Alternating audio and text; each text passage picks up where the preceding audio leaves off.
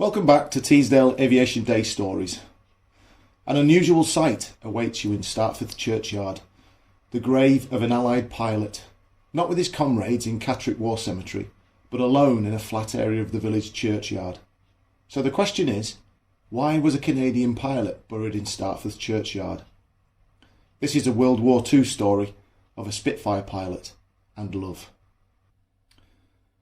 On the 1st of March 1942, the 22-year-old pilot of this 112 Bombay Squadron Supermarine Spitfire, registry BL500, took off at 3:40 p.m. from Scorton airfield with another Spitfire to carry out a formation flying exercise. This Spitfire was built by Vickers Armstrong Ltd at Castle Bromwich and was delivered to 112 Squadron at Scorton in mid-December of 1941. The weather over Scorton was cloudy, but not bad enough to prevent flying. After taking off, both aircraft formed up in the area of Scotch Corner and then proceeded to head west using the A66 and the River Tees towards Barnard Castle. As they neared Barnard Castle, the cloud base was much lower and the flying was becoming challenging. The section leader instructed the other pilot to abort the training flight and turn back to base. The section leader successfully turned around, but the other Spitfire was not seen again. Bombay Squadron's commanding officer at the time was Squadron Leader Herbert Hallowes, seen here with his Spitfire at RAF Scorton in Yorkshire in December of 1941. We don't know for sure, but he could have been the section leader that day. Around 4 p.m, people in the area of Cross Lanes on the A66 heard a plane crash into a field at Dent House Farm, which is just south of the junction, and the pilot was sadly killed. It was thought that the pilot had lost control while flying in clouds, and being reasonably low, had no height in which to recover control of the aircraft before it hit the ground. There's nothing particularly unusual in that story until we start to uncover more about the people involved in this story. Larry, to his friends, full name Albert Lawrence Logan, was born on the 21st of October 1919 in Georgetown, Ontario in Canada, and was the son of Arthur and Elizabeth Logan. In his early years he worked for the Beamsville branch of the Canadian Bank of Commerce prior to enlisting. He joined the Royal Canadian Air Force in Hamilton on the 16th of October 1940 and earned his wings in Canada on the 22nd of April 1941 before going overseas the following month. When he arrived in the UK, he trained with 57 OTU near Chester before being posted to 122 Squadron at Scorton Village. This was a satellite station of RAF Catterick in July of 1941. He worked hard and received his commission to the rank of pilot officer on the 11th of December 1941. At some point during his time at RAF Scorton, he met a beautiful young lady who was working with the Auxiliary Territorial Service, otherwise known as the ATS. Jean Norton was from Startforth, near Barnard Castle. Like many other women, she had decided to enlist and serve her country during the war with the armed forces. The Canadian forces were a friendly bunch, less brash than the US servicemen.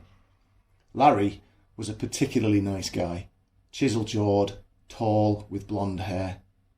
He must have cut quite a dashing figure, and sure enough, they quickly fell for each other. Larry spent lots of time visiting Jean at their home at Fairlawns on Abbey Lane in Startforth, and also in Barnard Castle. He became quite a friend to the Norton family, who owned the glove factory just next to the River Tees at the bottom of the bank. Many years later, Jean's younger sister Pat would describe Larry as the love of Jean's life. On this fateful day, in March of 1942, Larry must have let Jean know that he was flying his Spitfire, and that it might be possible to fly over Startforth as part of their training flight. He might have also explained that he'd just received his vaccinations, which was an indicator that he would soon be sent overseas. With great anticipation, Jean played tennis with Pat in their garden and waited for him to arrive. Just before 4 p.m, the unmistakable sound of a Spitfire's Merlin engine could be heard racing up the River Tees. Passing Eggleston Abbey as a landmark, Larry must have banked up to fly onto Abbey Lane towards Jean and her family. That sound must have drawn much attention, as it still does to this day. The Spitfire soared over the house to Jean's delight, and she waved and cheered as her Spitfire pilot flew overhead. At that moment of showmanship, something went wrong, and the Spitfire banked south from Startforth towards the A66. There was some speculation at the time that Larry may have blacked out at the controls and may have been suffering from the effects of those vaccinations. Moments later, the aircraft crossed the A66 and inexplicably crashed into a field at Denthouse Farm. Reports at the time suggested Larry's head struck the aircraft gun sight, causing a head injury. Local people rushed to the site, but he did not survive the crash.